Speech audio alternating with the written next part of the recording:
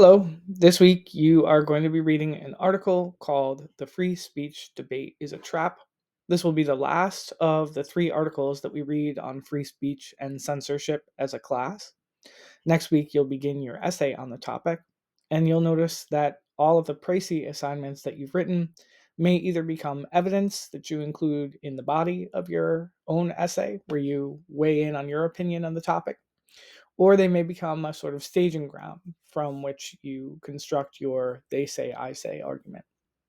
I want to say a few words about this article. It's a longer article and it is a little bit confusing. So I want to begin by just talking a little bit about the context in which the author, Andrea Long Chu, is writing, as well as helping you to identify the main point that the author is making. So the article is very recent. It's written in December 22nd of 2023, and it's written in reaction to the Israeli war on Gaza, on the country of Palestine, or a section of the country of Palestine. What Long Chu is doing is she is discussing the ways in which pro-Palestine speech, or speech that opposes what she describes as Israel's brutal war, is being censored by college campuses, in the press, and even in the government. So she begins by providing a list of examples. The most prominent example that she gives, and which she'll come back to, is the example of the 92nd Street Y's Gutenberg Poetry Center. So if you're not familiar, 92nd Street and Y is an important cultural center in New York that hosts all kinds of intellectuals, poets, writers, important thinkers of the day.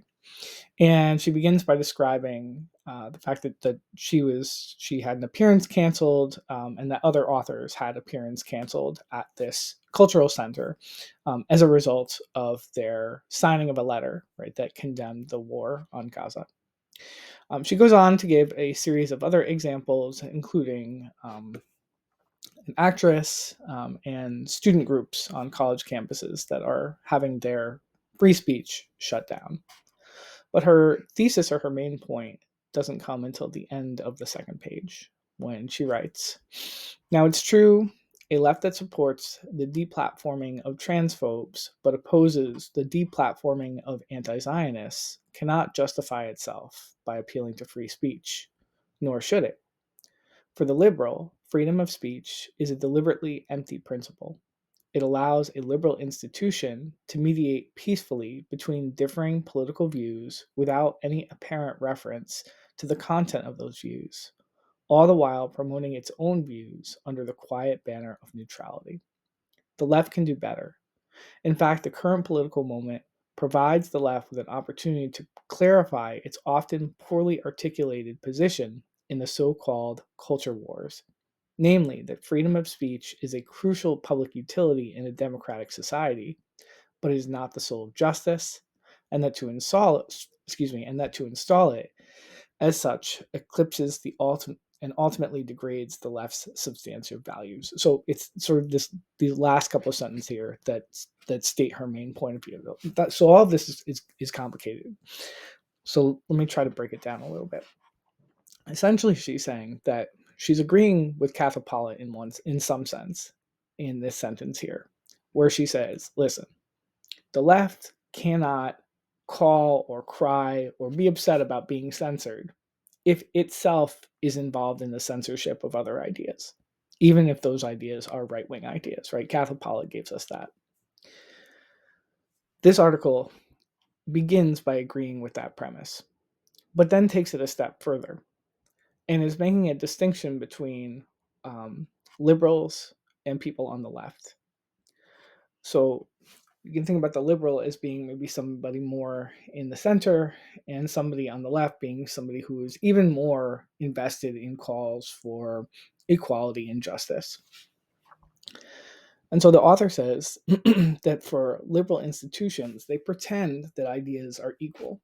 And when you pretend that ideas are equal, what you're also able to do is to advance your own set of ideas, which sort of naturalizes or allows inequalities to continue even if they're hidden, right? Even if we sort of dress them up and make them look nice. She goes on to say that the left can do better, that yes, we do need to come down in favor of free speech, but that ultimately free speech alone is not the thing that's going to change society.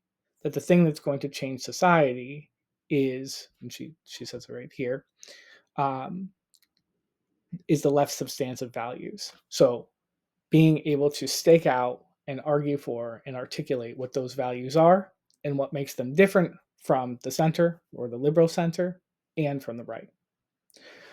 So you'll notice that as she continues to write, she makes these distinctions between these three groups, the left, the liberals, and the right, and she'll continue to come back to the 92nd and Y example, as well as providing other examples.